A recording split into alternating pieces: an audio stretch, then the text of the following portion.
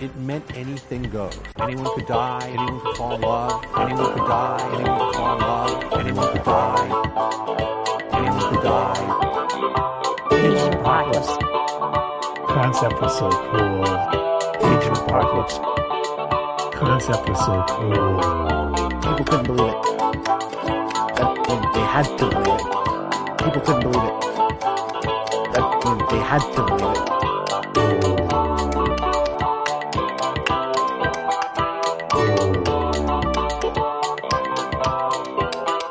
Everything that you hit on the known level. Out the window. Everything that you hit on the known level. Out the window. Everything that you hit on the known level. Out the window.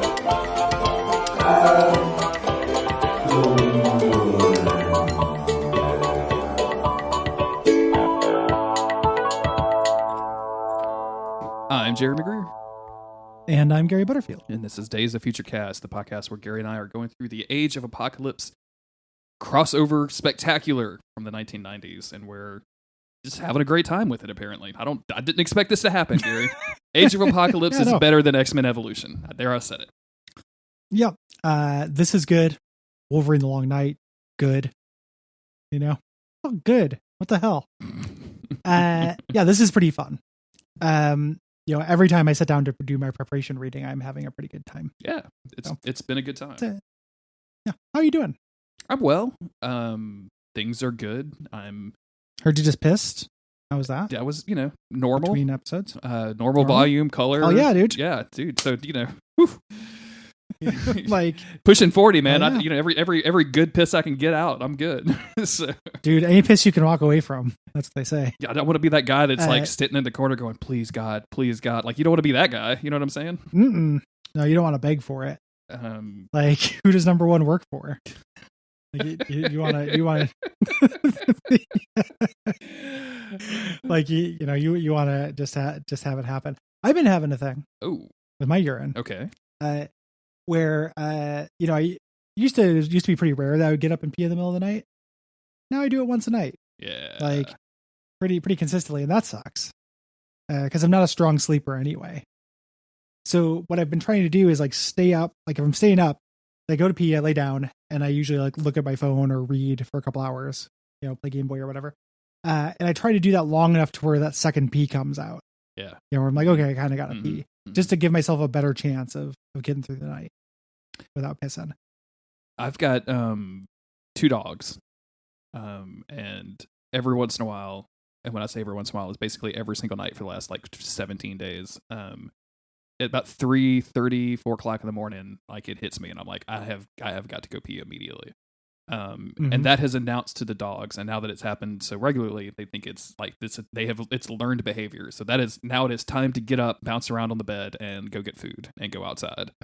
And so like I feel bad because like I have to make some like strategic decisions of like if I leave them in here, it's going to bother Autumn.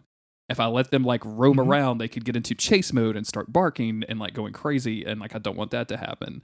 But if I have to feed them first, like that's just longer than I have to wait to pee, which is my whole point of getting up, and I don't want to hold it that long. So it's the more things you do, the less likely you are to be able to get back to sleep. Oh, that's like gone. You get up and pee. That's not even an option. Yeah. So like once the dogs are up and like I have to walk outside and like let them out, and thankfully I don't actually have to walk them anymore. We fenced in the backyard, so I can just like get the fuck out. But they can't. So then I have to like stay up, and of course I'm going to look at my phone. If I start looking at my phone, I'm pretty much awake. Yeah. Like It's over. Yeah. So I used to be able to, when I was a young man, I used to be able to, every once in a while, like if I'm like I had nothing going on, it was the weekend or whatever, I could stay up until 4 and sleep in until like 2. And it was fucking awesome. And now it's like, yeah, I can sometimes stay up until 2, but you better fucking believe I'm getting up at 9 or 8. Yeah. And feeling bad about it too. Oh, exceedingly bad. And even if I don't like get up, like I'm still just like in bed, just like feeling horrible. So don't take your sleep for granted, kids. If you're listening to this and you're younger than us, gather those rosebuds. Autumn was while you're sleeping. Out of town the other day. She had a horse show, so I was left to my own devices on a Saturday, and I had something that I had not had in a long time, which is called a couch nap. Ooh, man, when you're kind of like watching some bullshit on the TV and you just kind of just doze off. It doesn't require any effort whatsoever. You don't move. Nobody has to like. We're not making the bed, and we're not locking doors. Like, there's no, like, you're not doing your normal routine. I'm not brushing my teeth. I'm just laying on the couch, and I just fall asleep. One of the most magical experiences of my life. And it was... I'm so happy for you. Dude, a good hour and a half. Like, when I woke up, I didn't feel, like, shitty or, like, sluggish or anything. I just woke up, and I was like, I'm kind of refreshed. That was actually kind of dope. Like, that's awesome. Let's watch Color Out of Space and get high. Like, this sounds like a good Saturday. It's fucking awesome. Yeah, my ability to sleep without just it being the most complicated decision I make in terms of how I feel physically is such a horrible aspect of being me. So I'm happy for you, and I hope that in the future to experience such a nap. Yeah. And if this is your first episode of Days of Future Cast, don't worry. Sometimes we talk about our poop too. As the extremely old X-Men tell you with this, you get people pushing 40, man. It feels momentous. Feels like a big number. I'm gonna start going to the doctor, have him put things in my butt. Yep. It's gonna be a whole thing. X-Man number 2. X-Man. Yep. This is number 2 out of everything we're reading today. This is my least favorite of the ones we've done. There's some things that I'm cool about on this comic. I generally like it. I think it is cool. I think it's just Jeff Loeb shit, the way he writes. So it's still good. I still like this. I just like it a little bit less than some of the other stuff. Yeah, I really like Cable, and Cable was already Age of Apocalypse up and not Age of Apocalypse. So the fact that he's kind of just a whiny teen who can't control his powers now is sort of boring to me. And also this Essex thing, like, I know we're supposed to know it's Mr. Sinister, but like it couldn't be any more clearly telegraphed. And I just want to like shake Forge, and like it's kind of like watching like a bad soap opera when like the villain comes out that he's got the the mustache on, and you're like, well, that's the guy. That's the fucking guy. He's not your friend. That's the guy. How can you not see it? Like, it feels like one of those as opposed to being anything interesting. Yeah. And I just need X-Man to have some character growth here. Yes. I need him to stop being an angry teen. And nobody else who's there really has anything to do. Like what was Sauron and Toad's arc in this? They're just kind of here because they're here. Yeah. And I'm also really upset with how ridiculous Forge looks during this whole thing. This starts off, the cover is just kind of a generic pinup cover. And we don't start off with it, but the first scene we get with the main characters, which we'll get to in a little bit, the way Forge is dressed and his style choices are just really rough on me. Yeah. It's all the things about mechs that you hate as of the last few years. Like, I feel like just seeing your or hearing your conversations about mechs, like this is just distilled into Forge, which is usually one of our favorite characters in this. Like, Forge is always kind of cool. Yeah. Well, it's like everything I hate about mechs and everything I hate about the fashion choices of the Red Hot Chili Peppers, like all put together. Like,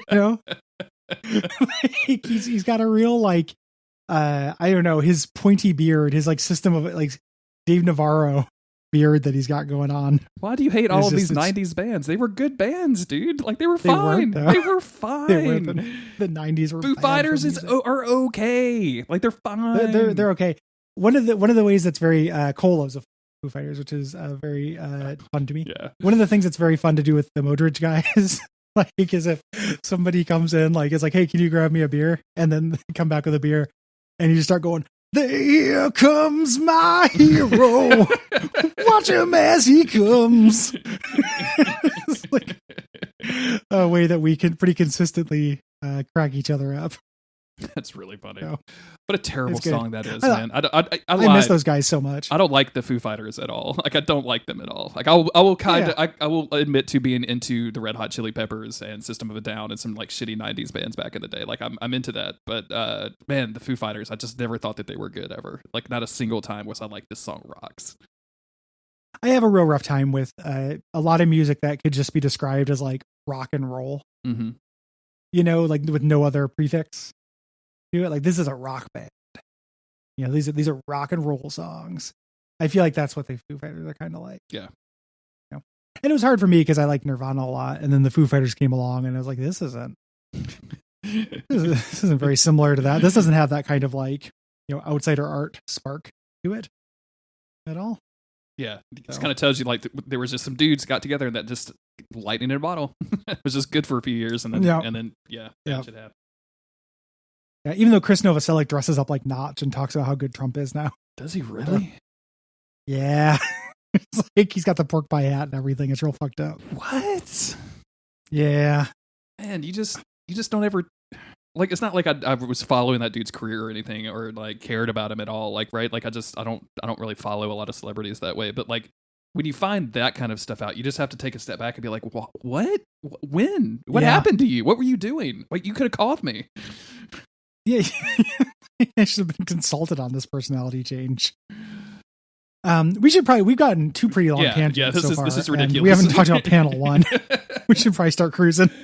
Omega Blue and Domino are fighting.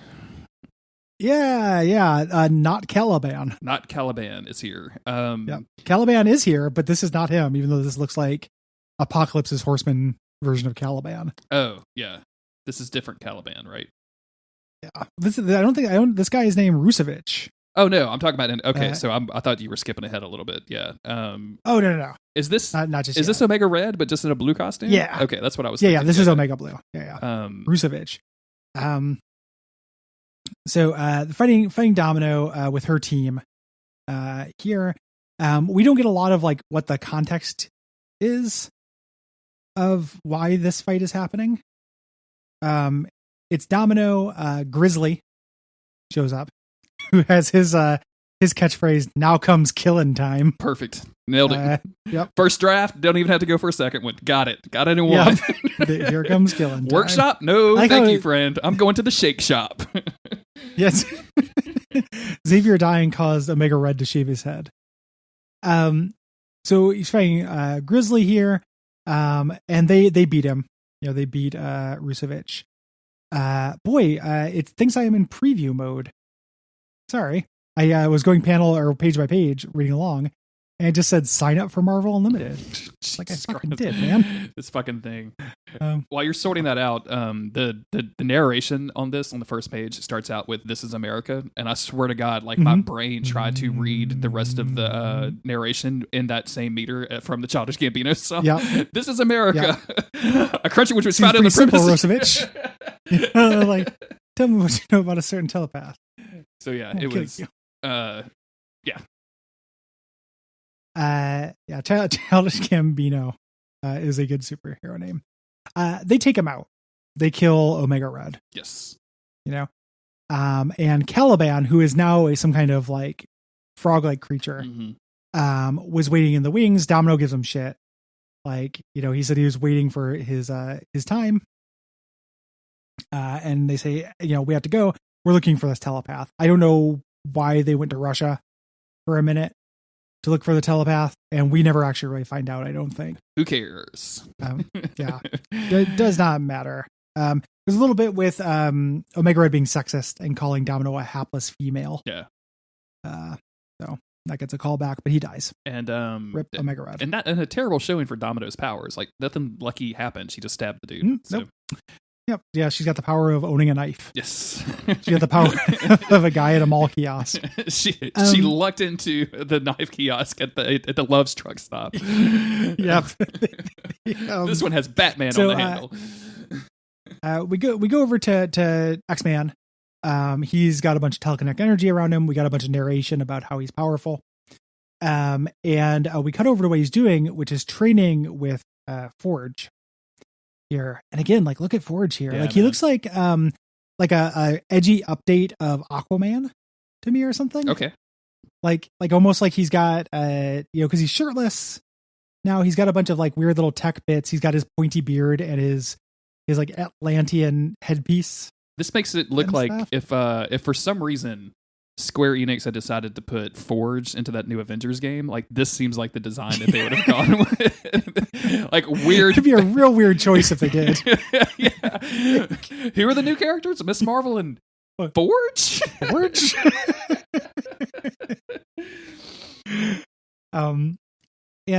Basically the idea here is that Forge is being too tough on him. Yeah. And training him And his friends, the other people, don't like it, which include Brute, who's in the background, Mastermind, who doesn't say anything, and then Teresa Cassidy, who's now called Sonique, is saying they're trying to stop him. He's beating him up, and he just explodes with power and zaps Forge. And when I talk about how I don't really like this issue as much, I don't like the writing as much, is he's like, X-Man's like, what was the point of that? What was this worth it? I can just zap somebody with my TK. Forge says the point was to get you to realize you can't always rely on your powers. Well, then what about beating somebody up? You messed up. That point. Forge, you have taught the wrong lesson today, my friend. Like, you are a horrible teacher in this, Forge. You would think that the way to do that would be like maybe give him a power restraining collar or something. Sure. And teach him how to do hand-to-hand combat, not just beat him up until he uses his powers on you. Yeah. Or like redirect his TK into like Teresa, right? And or something like that. It'd be like, oh, like if you just lash out, you don't know what you're going to hit. You have to control your powers. But no, this just teaches him like, I'll just lash out and then Forge go boom boom, and then I'm done. Yeah, like I'm done. Yeah. I was thinking about this the other day. I know this is tangent number 3, but you just unlocked something in my head. We gotta just count them up, man. Let's keep going. Yeah. At what age, when you fall down, do you stop falling down, go boom? Because like when you're a kid, you fall down, you go boom. Okay. And then at a certain age, you fall down, you just fall down. So I feel like my teenage years, I was falling down and going like clickety clackety because I was just such a bony, skinny kid. Like I was outgrowing myself so fast. But I feel like definitely at the point like nowadays, this is cribbing a Justin McElroy line, but a serious fall could be like a life altering thing for me. Like that's definitely like I don't go boom anymore. Like I go crack and I have to go to the fucking hospital. Fall down, go uh oh. Yeah. Fall down, go whoa. But I feel like so maybe teenage years like is when I started going clickety clackety, and it would still just get up and run on. But yeah, you'd be fine. Like at 12 years old, you can still fall down, go boom. Yeah. And then at 13, you fall down and go, clicky clackety. At 12 years old, I'm winking at my sister going, I fell down and went boom, and she would fucking lose her mind. She'd think that's the funniest shit ever. But I wouldn't say that in front of my 13-year-old buds. You know what I'm saying? No. They beat the shit out of you. Yeah. Then I would really go clickety clackety. Yeah. You didn't have traction. Fall down, go traction. I was just thinking about the phrase fall down, go boom as a very funny universal thing, as far as I know, for little kids. So anyway, Forge is angsting about whether he should be pushing Nate so far. Yes. We cut over to Essex, who again also looks like a scroll version of Gideon. Yeah, dude. What is as well? What is happening? What is his ears? What is this? What is this ponytail thing that's happening? Yeah, his top knot ponytail.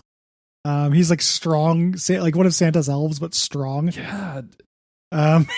It's really weird. He's out in the forest hanging out with Teresa and X-Man, basically like driving a wedge between him and Forge. This has real like, can you buy us beer energy to it? Like, you know what I'm saying? Oh, like, totally. Definitely like the older guy that's not supposed to be hanging out with these two teenagers. And this is also the panel I alluded to a couple episodes ago. In the lower left panel here, can you tell me what's going on with Essex's hand? Let's see.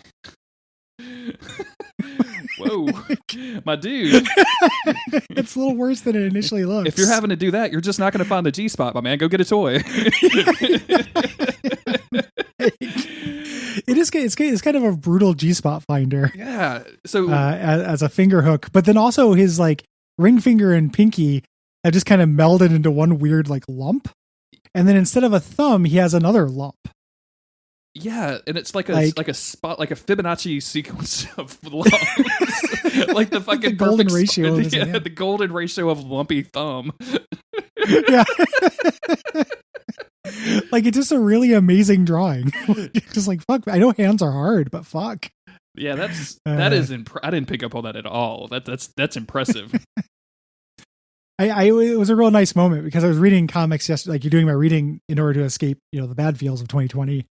And I was just reading and just, in Homer Simpson mode, like, Forge is the leader, reading it. And then and I saw this and it snapped me out of it. I was like, oh, fuck. So it was a nice little moment.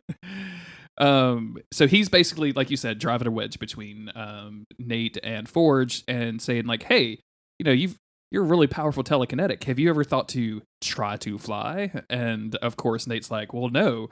I mean, but I probably can, and then uses a bunch of his powers and starts flying. And, of course, they're supposed to be keeping a low profile, like keeping out of sight. And he's like, looks like fucking Firebird up there, just like huge, huge telekinetic fire coming off of him. So not good. Yeah, exploding in fire. And at this point, Teresa is like, didn't Ford say we should keep a low profile? And Sinister can't help but be evil. Like Ford suffers from myopia. Wow, how else could he not see Nate's glory? And she says, "Sure." Yeah, you sound like Magneto when he drinks right now. Can you not do that? Your eyes glow red when you're angry like that.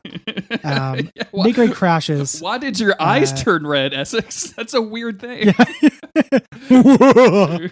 Yeah. We find out that Dewey's using his powers this hard gives him a headache. Yeah, and a nosebleed. And they go back in classic kind of mutant form. Yeah. They go back to the campfire where they're having a meeting here where they're voting. They're using Robert's Rules of Order to decide on what they do next. And they're all discussing something where Nate Gray shows up and says like, hey, Essex actually has a score for us. Yeah. Let's gut the beast in his lair. Yeah. So they very briefly are like, wait, he has the floor, point of order, and they're like, yeah. Let's actually go do something. Of course, Nate is very into this because Nate is a young guy and he just wants to go and destroy some shit. Fuck shit up. So we head over to this factory, and I alluded to this a couple of episodes ago. They describe this as a place where bones are turned into sludge to make alpha mutants, and it requires 100 bones to extract enough DNA for for a gram of 100 humans to a gram of extract, which is a lot. So you can imagine how this place smells, like 20% better than Blighttown is what I'm going to go with. Yeah. The idea here, they say like, oh, this was shut down in the Kelly Pact, but it didn't really get shut down. The world believes that their bone rendering plant is not happening. And they see the Madri there, and everyone's like, oh shit. And across this crossover, it's really hard to understand the power of the Madri. Like sometimes they're just nothing, and sometimes they're like, huge threats that can take out an entire team. Here they're like, hey, we have to get out of here. Nick Gray is like, no, we don't have to get out of here. And we get a little clue here where Essex is like, actually, I think I was led to believe the Madri wouldn't be here. Yeah. We shouldn't be here. And they get caught, unfortunately, by an infinite or whatever. And I don't know what happens, but like from this like double page spread to the next page, it looks like they just started like they had sub quality scans happening. I don't know if the website version is the same, but like the art, like the color changes. Like it's almost like they have just like a low quality, like a low resolution scan or something. It's really weird. Yeah, or it's color corrected. Yeah, in a weird way, it's like weirdly dark. I do on the panel below the No Way Buckethead line. Can you see my dude right beside the Infinites who's got a very pleasant surprise? He's dressed like Dr. Doom as well. He's dressed like Dr. Doom and he is screaming in terror. And it looks like he has it's a busy panel, but like it looks like he has a little hat for his erection. Like doesn't it look like he has a little hat for his penis? It looks like the Sorting Hat is giving a blowjob and he's got a face like Morph as a reaction. Yeah. It's an incredible. I didn't notice that at all. That's incredible. The Sorting so many Hat fun just called your secrets dick a issue. Slytherin. Slytherin. Better be Hufflepuff. I thought I was at least anyway. That's incredible, and it's so clearly the color scheme of Dr. Doom as well. I'm having a real hard time with this. Don't know what to do about it. It's just good. Look at that little dude. It is good shit. So there's lots of fighting. Nate decides that he can no longer just let evil be in the world. He has to do something about it. He's never going to let this just go. And of course, as he's just like blindly blowing shit up, one of the Madri get the drop on him and shoot him with like a Latin gun, I guess. I don't know what this is. Yeah. He says something Latin. What's a lot of times in sci-fi people have spears that shoot beams. Sure. Yeah, absolutely. It's one of those things. Yeah. It's a spear that shoots a laser. it's just Yeah. the spirit. They're like, yeah, like we have to get out of here. And everyone's like, Essex, this is on your head. And Essex is having a hard time. He's like, oh no, he was defeated so easily. Yeah. And as a reminder, this is his ultimate weapon that he like engineered or whatever. Yep. So he's disappointed, obviously. He's about to take the black pill. They go over to him. The Madra guys are about to kill Nate Gray. He wakes up and turns off their brains with his previously he had been like lights out Buckethead. Now he's like lights out Chumps. Yes. The Madri notice him, or this character who's supposed to be a Madri but looks like Mole Man over here because they can't quite settle on how the Madri dress. Yeah. Also, the Madri on the left is an African American, and they're all clones of Multiple Man. Sure. I don't under like. I think that's kind of weird, right? I mean, I guess these to me are like these. I guess these are. Because like the maybe these are like guards for the Magi or something. Because like these normally the Magi are in straight up cloaks and shit, and these dudes are like in some armor. So yeah, I suppose these could not be them. I was pretty sure they had established them as the Magi, but and they were also the dude who's speaking Latin who's dressed up like this. No, you're right. They called them the Magi when they see him. Yeah, a few pages before. Real weird to have a person of color Magi. Not because I'm against that kind of thing, but because they're all Multiple Man in this. So it's sloppy art. Also on the panel there where they're holding him down on the spears, he's levitating off the ground. Sure. Yeah. Both his hands are not touching the ground.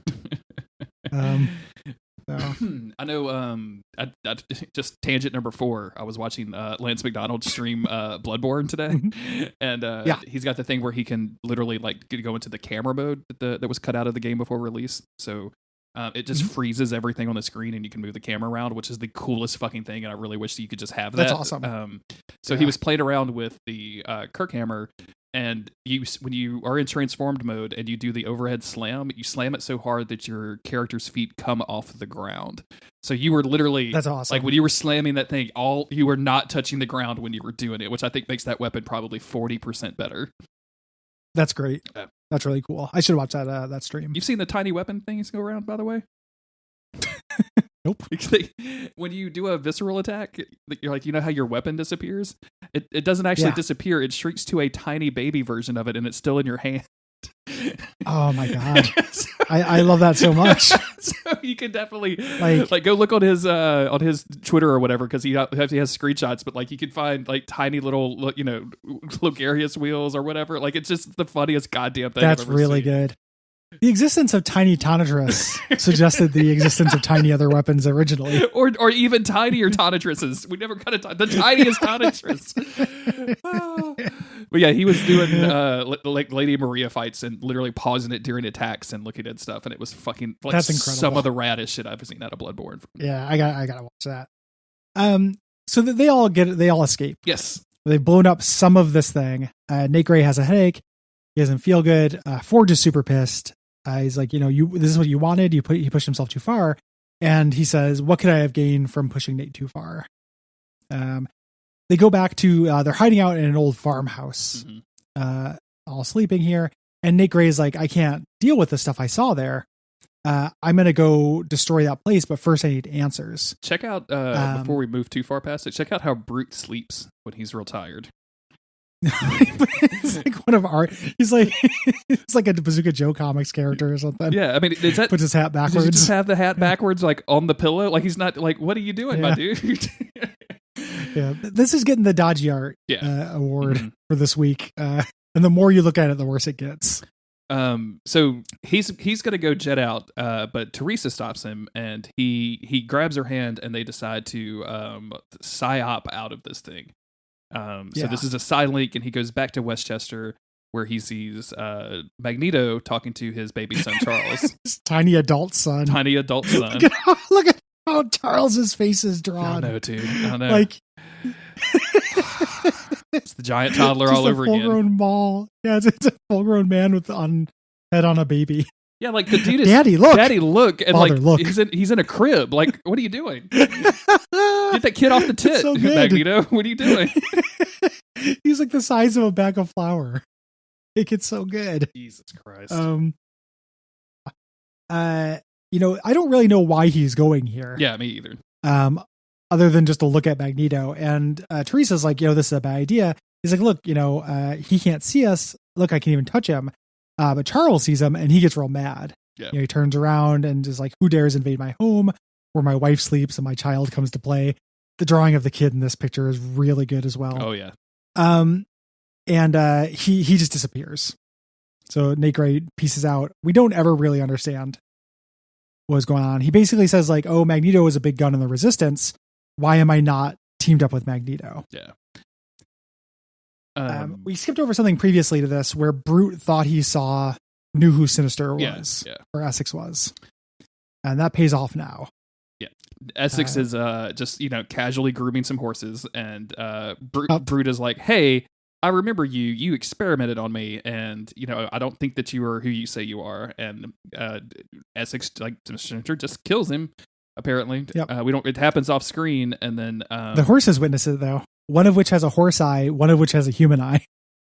Yeah. The horse on the left with sure the pupil. And not sure what's happening with these horses. These are not... I mean, I don't know a lot. Like, I absorb a bunch of shit by osmosis, but, these are not well-bred horses. These are... Maybe their parents knew each other too well.